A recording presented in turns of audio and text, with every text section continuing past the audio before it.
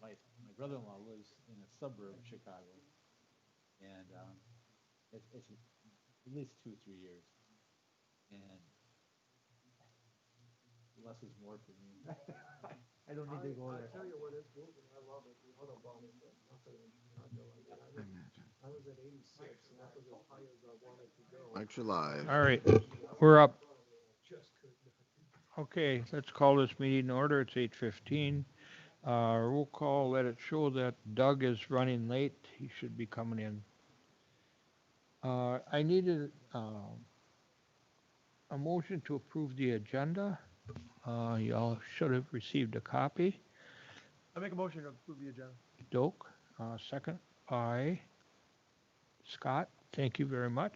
All those in favor signify by saying aye. I Opposed? Okay. Y'all got a copy of the minutes. I hope you had a chance to review them from September 8th. And if you have any questions or additions, let us know. Otherwise, I'd leave a motion to approve the minutes as presented. I'll move. Okay, by Joe and seconded by Doak. A second. All those in favor signify by saying aye. I Okay, opposed? Doug is here. Good man.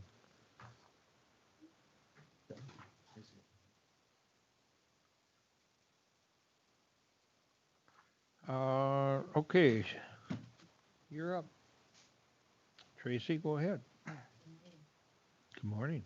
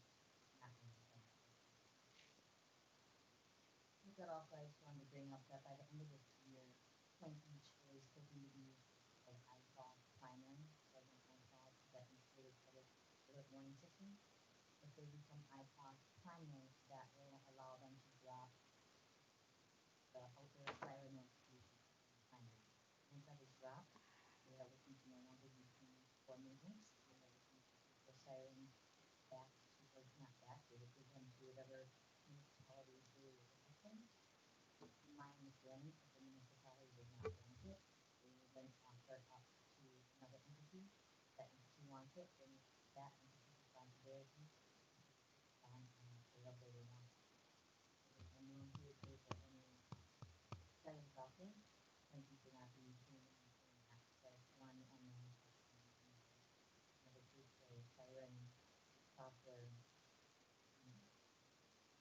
um, By the end of this year, I'm gonna be reaching out to municipalities that have the sirens that are in them to let them know about the possibility of them being proposed to the ownership of these sirens.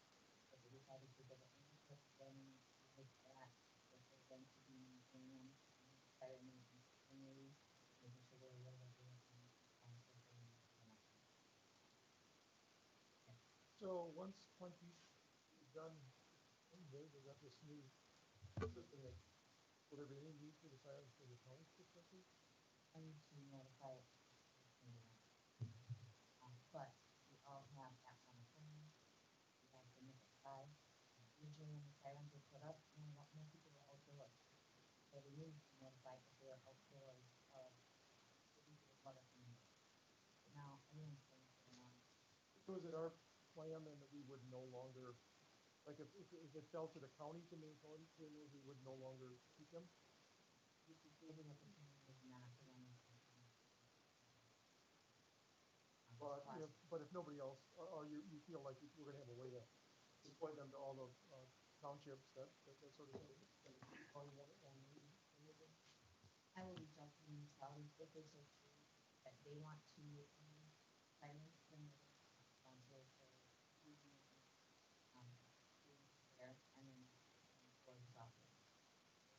Either at dispatch or even if it's on the sirens, and if no warning, that we were following the state that for siren warnings. So I don't know what that cost is. Okay, let me say it differently. You said if the municipality does not want to own it, they could sell it or get rid of it some other way, which would leave a gap in the siren system. Right. Are we not meeting our obligation to the state with some regulation to have sirens? No, there is no. Okay. We can use, right now, in Kewaunee County, there's sirens don't cover county. Okay. Which is what is, So we can live without it.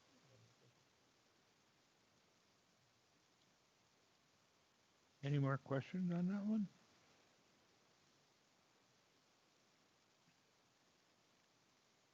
Scott, you want to put a siren up in your yard? Yeah. Well, we've got two in our town, and this is interesting. They're, well, we'd have to have costs and all that too, but, they're on private land, so. Right, and currently I know what the maintenance is for the five that, outline that was included with EMS coming out and doing maintenance, most operates like increase the life on. Don't know what it would be, so let's just say. Or 5 sirens. Okay. Next. COVID-19, we continue to do the monthly fitness survey out to all the frontline responders. And also out 2 times a week in the survey.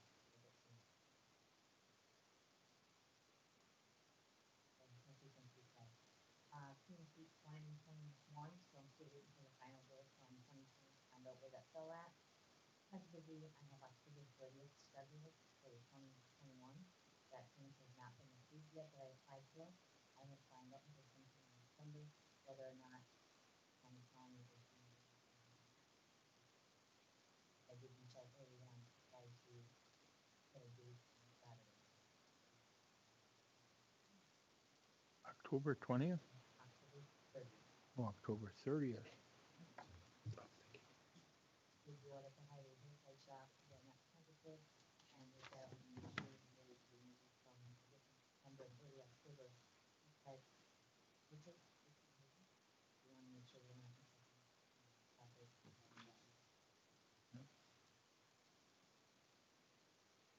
Okay. Any other questions for Tracy? All right, let's move on. Sheriff Matt. All right, we'll start with review of the 2020 budget. Just everything's tracking pretty much where we thought as part of the 2021 budget process. Paul had us doing our end of year estimations, and we're looking solid for the sheriff's department being under budget. Probably some of the main ones to focus on are some of them were very low. Fuel, we're only at 49. So on those sheets, if you look up, it talks about your benchmark. Right now, we should be around 64.84%. So fuel, we're only tracking 49% on fuel. Training, 41. Food services on the jail side were down, of course, because we're not housing as many inmates. Probably the most significant is our Board of Prisoners. That one we have budgeted 75,000, and we're only at 4% of that budget. So of course, because the courts have shut down, because everybody has taken some proactive measures to minimize the movement in and out of the jails, we're going to be sitting on some substantial excesses in some of these accounts. So that's the good news. On one of the later pages, we're at 713% of our budget on household and janitorial, but of course that's all COVID reimbursed. So those bills that I get in that are related to the cleaning, sanitization, and so on, that's all marked for COVID, and we are backfilling that with the funds that were provided by the state. So again, overall, looking at our 2020 budget as we close out the year, it's looking pretty healthy. I will probably still be doing some balanced transaction worksheets or budget adjustment worksheets, primarily in outlay. We had one of our squad cameras go down, and we all know how vital it is to have those recording devices in the squads with the things we've seen. So rather than let that be a gap, we did go ahead, and that was around $5,000 that we had to replace that in-squad camera for that squad. So again, that's an outlay, and I'll just be doing a budget transfer request later this year, to close everything out as we typically do. But other than that, no real surprises for the 2020 budget. Okay. Overtime. I will turn that over to Chief Deputy Cornelius. Good morning, everyone. I issued you the overtime report for the last 3 years, just kind of giving you an idea of where we're at from 2018 to 2020. A couple things that jump out is the overtime from our last meeting till now, it's increased. And the reason for that is that we've had open shifts caused by COVID. We've actually had on the jail side 77 days that have affected our scheduling with people being out due to public health issues. And then on the patrol side, we've had 37 days affected. So again, that's going to raise our open shifts. And then we're trying to get vacations into the schedule also, because again, as we know, for the contract of the union and others, if you don't use it, you lose it for their vacation. So again, we're adjusting those accordingly. But if you look back at 2018 and see the open shifts at 820 hours of overtime compared to 381 with the COVID, that's pretty impressive with the new schedules that we have put out to show the reduction of overtime. Again, a couple other things that jump out, if you go to 2018 and you look at the scheduled overtime at 750 hours, and you look at 2020, it's 59.75. That's tremendous. Again, I'm saluting the lieutenants on this for coming up with the scheduling and working with the patrol and jail divisions to bring that down. But otherwise, everything else is pretty much in line. In 2020, you see a huge increase of overtime, 337 hours of saturation patrol. That's 100% covered by a grant. So as of today's date, we have about $10,500 worth of reimbursement from the state for quick hitter ticket programs. So overall, the overtime budgets and looking at the overtime, I think we're in pretty darn good shape.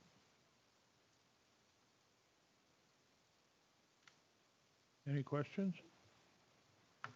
Thanks, Dave. You're welcome.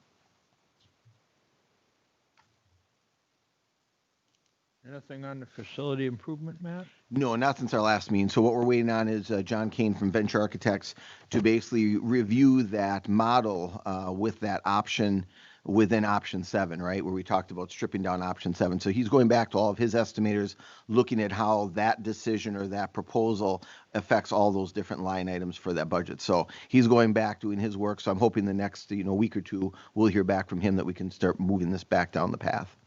Okay. Yes.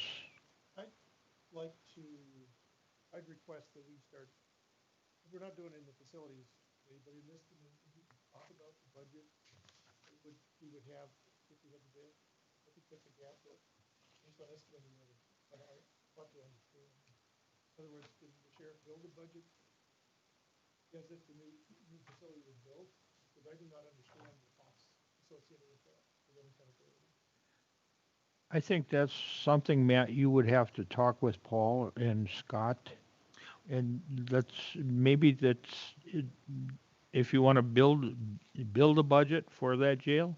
Right, and again, that's going. We have to wait on John Kane because a lot of those budgetary numbers when we talk about, let's say, maintenance, it's going to, that's all going to be derived from what their experience is. So, given the square footage of a given space, they're going to say, okay, now here are the related potential costs to maintenance, energy, heating. I mean, that's something that I think we're going to lean on them to say what has been the track history of a new building with new facilities, with new, infrastructure. What can we expect for, let's say, 10,000 square foot space? What does that reflect in maintenance or whatever that might be? So, I mean, really, I can't just, start pulling numbers. I think that's going to have to come from some historical perspective that our consultant would have once we put together a plan. Because right now, I can't put together a budget because we have absolutely no idea on square footage, layout, what that's going to look like. We know our staffing model. We can say if we do move forward with that staffing model, we could easily plug in some numbers on the staffing side. When it comes to the actual physical structure, I mean, I'd be throwing darts at a wall to say, what is it going to cost to heat it, cool it? Yeah. So I think we've got to wait for that consultant to march us a little bit further down the field. Well, my request would be that, we could go to a point where, you have a line-by-line budget today. Could we do that and leave the gaps where you need information from John? I'd like to see how it compares to, like, you're paying so much for maintenance today on the facility you have. And how you would expect in the first 5, 10 years, you're gonna have hardly any Right. repairs, you would hope. You can have more ground, like you said, you can have more heating, more electrical use, that sort of thing. Yeah, that would be a great place to go for that. But how many of the lines of the budget could you put a number in based on what you know today? Because the first year with the new jail, you're gonna have to do that very thing. You have to come up with a number. Absolutely. Yep, absolutely. And that'll have to also involve Greg Gabriel to say, I mean, because that's who does the work that we do. So Greg goes over and changes a bulb, changes a water fixture. So Greg, okay, let's start allocating, hours towards that. Because I really, within our scope of the budget now, you see our line items, but those are usually those physical entities. Like I have to replace a valve, so I get the bill for that valve. But the labor hours, that all goes towards our county maintenance department. So that would have to bring Greg Gabriel in to say, all right, do you have the ability to break down your hour sheet to say what are you spending at the admin center versus at the courthouse versus at the jail, to say what does that look like? And then you have this building here. And like you said, those first years is going to be very minimal, very minimal. But then we've got to be able to scope that out over the years. And I was requesting it more as a ongoing, build it as we can, because I think there's a perception, one, there's gonna be more staffing, but it's gonna be cheaper to run, which Right. may or may not be true. I mean, when you think you've got a bigger facility, you've got a greenfield site, I think it'd be worthwhile, because I don't hear any of that discussion in the facilities committee. We're talking just about the building now. This has been always a hole in the discussion, we know there's a lot of money to be, asked for from the taxpayers if we, staff up, but I don't even know what that staffing looks like anymore. Right. And I think until we actually are able to see a rendition of a footprint, then we can say, okay, now let's start overlaying what would be some of the associated costs. Right now, we just don't know. It's so early. We haven't really determined or gotten to the point of what that building's going to look like. But the minute we do, I agree with you that, okay, now we know these are the four walls, these are the spaces, the lavatories, all these different things. What is it, let's start applying some cost, not just the physical components of it, but like you said, the staffing hours, that's probably the biggest part of it. But you say you can't do that right now? You can't start that right now? The only thing that I could say is if we agree, if we were to say, yes, this is a staffing model, then we could easily figure out insurance, your dental, your salary, I but. thought you had to have these discussions before about the roles you need to staff that new jail. You were gonna break out, separate the roles Yep. between dispatcher and jailer. Yep.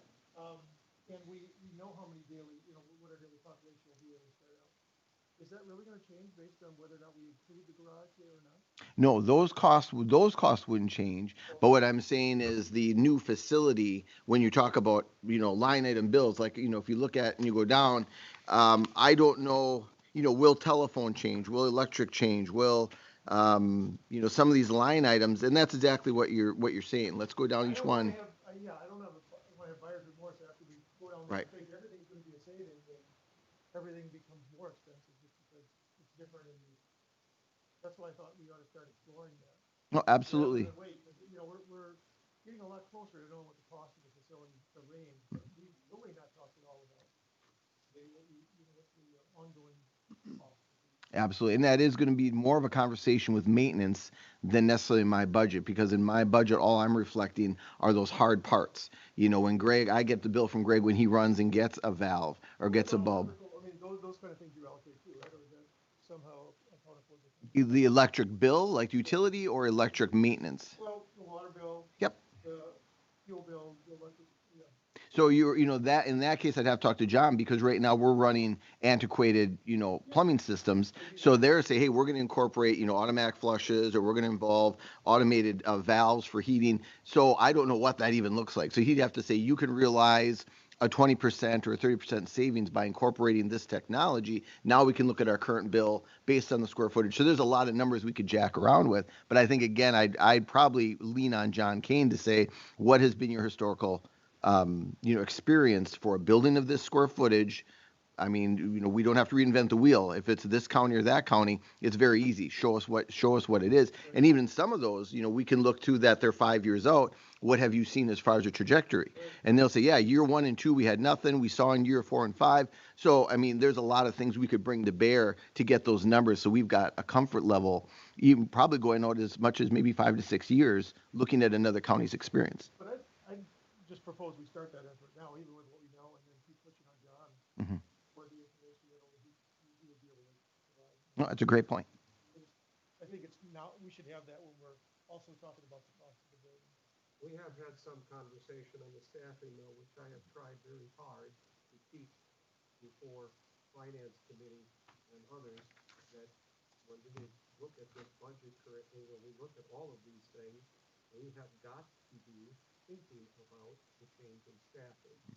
There have been some conversations like that, and I think that needs to be constantly coming up. Yes. Because you're going to have a substantial impact to the budget going forward. So the mentality that, well, we ignore this right now while we adopt budgets doesn't seem wise to me. And I mean, and I'm definitely not ignoring it. Every time that I have the opportunity to either speak to the media, to speak to a nonprofit, I'm always making them aware there are 2 significant parts to this thing: the capital improvement and the operational. And, always making sure that those 2 are married hand in hand. I wasn't suggesting you were, but I've had conversations, and I can show it in writing where, the comments have been made. Well, this shouldn't have, a project coming up shouldn't have any bearing on what we're spending right now. And I disagree very strongly with that. I'm not suggesting you have said that. All I'm looking for is that when we do the monthly update on the facility, that you start to tell us where you are on that, building that budget. Because I think I'd love to have those come together at the same time. So we Sure. look at both costs with some accuracy. Okay, sounds good. Thank you. I'm writing it down. Okay, thank you. Okay. Any other staffing update questions? Okay. That was facility. Facility.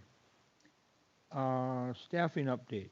So staffing updates. As of last night, the executive, they approved the filling of the jailer dispatcher, at least posting, which has been done. We actually posted about 2 weeks ago. I've got 13, I believe, applicants, and reviewed them very briefly. And again, I keep saying what we lack in quantity, we have quality. There are some quality individuals. So I hope that through our process, we're able to acquire at least 2 are going to be our immediate needs. We have 1 open vacancy now, and of course, we're going to have 1 coming up at the early part of the next year. So we want to make sure at least we walk out of this eligibility list process with a solid 2. Hopefully, maybe even more, that we can always have that standby, that when vacancies occur, we don't have to be playing catch up. So I appreciate, the board leaning forward on this and being proactive in regards to eligibility lists, because that is key to trying to compress the hiring process, right? I mean, to have somebody leave and then we're still, in a quandary 6 months later going through process, we've got to condense those timelines as much as we can to be able to get somebody online and working, as quick as we can, because we realize that in a 24/7 operation, those vacancies, those voids result in overtime. So I appreciate the ability to move forward on this eligibility list, to be able to get people queued up and ready if we do get a future vacancy. And again, right now we're looking at 2, so that would be the initial need. We, of course, also got the chief deputy posting that expires on the 16th. So we're working with County Administrator Feld to look at the panel that we'll use for interviews and move that process down the road as well. Um, Right now, in regards to staffing, we did have one resignation, which was unfortunate. Had just about completed our training, and again, it comes down to that dispatch side of the house. It is a tough nut to crack, and usually, anytime that we lose somebody, we lose them because they are just overwhelmed and really struggling with that dispatch side of the house. And so again, that's what we had here, and we have to fill that gap now. But we have got some great employees. They're doing what they do and keeping everything going. You talked about the COVID. I mean, you look at what's going on. You've heard the reports, what's going on in our state penitentiaries. I mean, they're all seeing hot spots, hundreds of cases ripping through these state penitentiaries.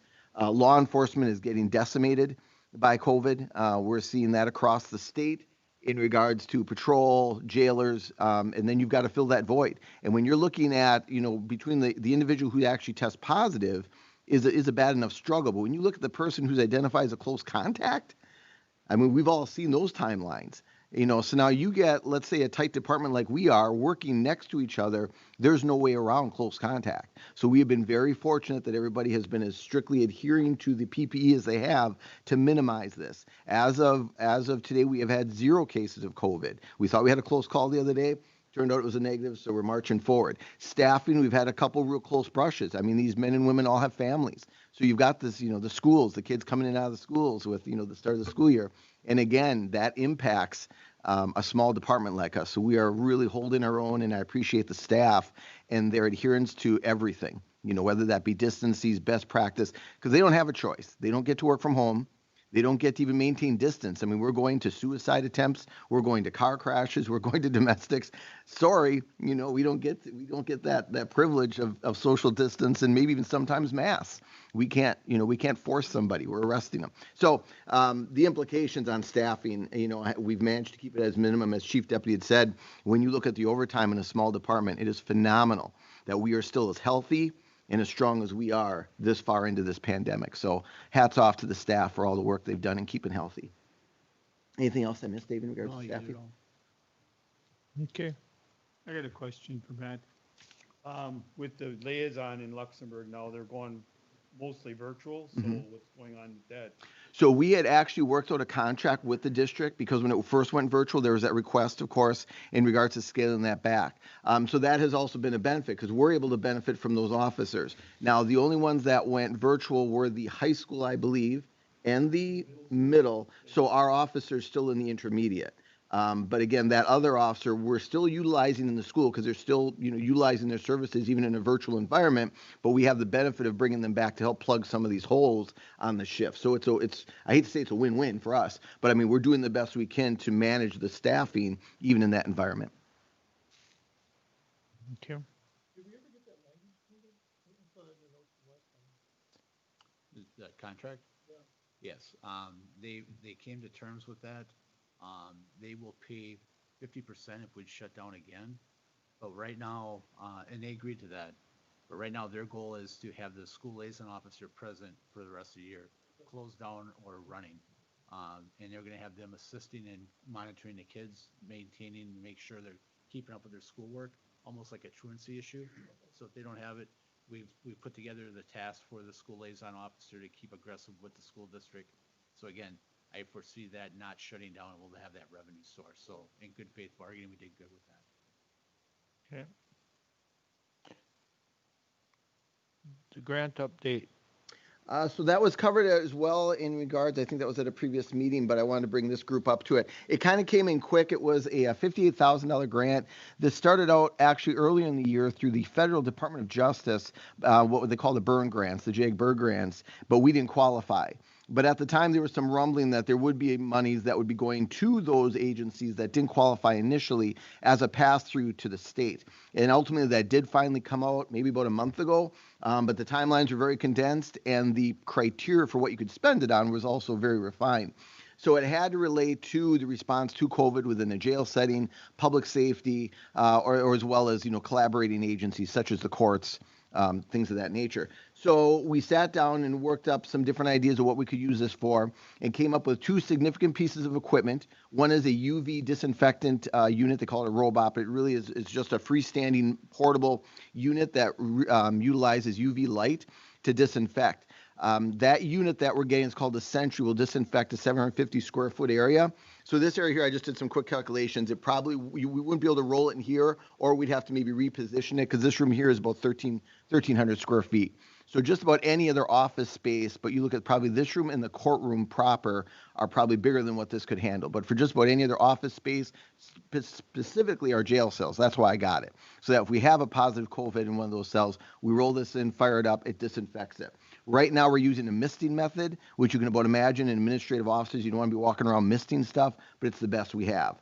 So this is a dry method that we could roll this into anybody's office that had a concern, shut the doors, plug it in, let this thing disinfect the area. So that was about 40 gram. And then the second unit, I contacted Cindy, and whenever we wear an N95, so individuals are wearing not N95s, not necessarily the surgicals, but the full N95s, which we wear not only with this whole virus thing. I mean, we've been wearing them long before, and we'll be wearing them long after, because we have health issues that come into the jail that we have to always be ready to have, whether it's our pro mask, our actual mask, or the N95, but we have to be what's called fit tested to actually wear those. So every year we all have to be fit tested, as does public health and some other agencies. So how we do it now is there's this big hood, looks like something from Star Wars. You put it on your head, and then you put on the N95, and you squirt a chemical into this big hood. And then you kind of move your head around, and if you can taste the chemical, it's not a good fit. That's literally how archaic the fit testing process is. This unit, which is called a port-a-count, is basically linked to a tablet and hooks to the mask, and you can actually just do your fit testing without the chemicals, without the hood. It'll tell you whether or not that N95 is a good fit. So Cindy said there's like one floating around in this part of the state, and all of public health is always trying to get it. So she said, Matt, if you could get one for our county, that would be amazing. So that's the other unit. That was about 14,000, and then the remaining amount of monies I just put in for miscellaneous PPE, masks, gloves, sanitizer, whatever. So that was about $3,500 to round it out. So we came in just under 58,000. I should be hearing about that grant as far as award in the next couple of weeks, and then we can move forward. Okay. Any other questions for Matt? This is a mulligan here. On the budget, the next gen 9/11, it shows is being paid this year. What is the timing for that? So that's going to be spent in the first quarter of 2021. In fact, Lieutenant Van Arum is pretty much managing that grant, and this week he has, I think, his second quarter report he has to do. They're very tight with that one. That's done through the Office of Emergency Communications through Department of Military Affairs. So they're definitely monitoring that grant very closely. We're very strictly guided by that grant. We've had our meeting with Motorola last week to kind of have our meet and greet as we start to roll this in. But it looks like that one has to be, I believe it has to be completed by June of 21. But a majority of our work's going to be going on through the spring of 21. But in this budget year, we have 125,000 coming in as revenue. Right, that's the grant. So we got that. That was the grant, and then we had the matching portion. Well, we haven't recorded any revenue for that yet. When will that arrive? Oh, that will be awarded, I believe, at the conclusion. So we have to pay up, and then they reimburse. So we're not going to get that 125 in this budget year. Not in 2020. That'll come in 2021. Budgeted in 2020. So that's a whole. You're still going to balance your budget without that. Yes. Okay. Yeah, that's a standalone. That's a show game that Paul and those guys are playing with their budget. Any more questions? Okay, our next meeting date is set for November 10th here in Kewaunee, 8:15. 11:11, I'm sorry. November 11. Proposed date for December is the 9th. 25th. Is that going to meet with any opposition? December 9th. It looks like, and I don't know if they're still going to hold it, but it looks like they're doing a sheriff's conference, but it's right in Manitowoc, so I can be here and then I'll head down to Manitowoc. So that's the only thing I've got is a BSSA conference. Okay. No travel requests? Okay, only comment I have, when will you, we just talked about the next generation 911. When do you see it all installed and ready? I believe the project end date is June, where everything has to be signed off. They have to inspect, make sure everything that was done legit. So we're looking at that first quarter of 2021. First quarter. Right, because we want to get it done ahead of the deadline. So we're going to have most of this work done through the winter months and early spring to get this knocked out. The big issues is going to be the migration, the cutover going from the old system to the new system, the sort of the marrying up with Spillman. So Spillman is our current CAD system. And if you recall, one of the reasons we chose this one was that it basically integrated with our CAD system. So like if a call comes in now, it's a whole separate entity, and dispatcher has to bring up a screen, start a card, put in all the names, put in the address. By going with this program, it actually auto-populates everything. So the minute the call comes up, it brings it right into the CAD system. So there's a lot of integration, but that's going to be the real dance, is making sure that all those records are merging. The question I would have for you, Matt, is when you do that integration, is your system going to be down for any period of time, for that phase in? No, for the 911. We just talked about that meeting. They want to do it, I think, on a Wednesday. So they want to really hold our hands to it. So we do it on a Wednesday so that we've got Thursday and Friday to make sure everything's worked out. But we're going to be making the split on a Wednesday morning, making sure that there is smooth transition. But if anything comes up, then we've got that Thursday, Friday to work through anything. But I mean, they've done these throughout the country. They're very confident as far as being able to make that switch over, that we'll have uninterrupted service. Is there going to be less equipment in that area than what you have now? Just like any technology, smaller. So we talked about, Right. Like the computers that are needed to make all this work. It's not what it used to be. Right now, they said basically it's going to look like a book sitting on a shelf versus this huge, server unit. We're working with Ross. He's doing some great work. We're going to utilize his IT room up there for some of this equipment. A lot of the stuff is based in the cloud. So it's totally different from what we had, 20 years ago or even 10 years ago. This stuff is totally condensed. Okay. Any other questions? No other questions? Then I would look for a motion to adjourn. By Doug? Second by I'll Doak? second. All right. All those in favor signify by saying aye. Aye. Opposed? Motion carries. Thank you very much.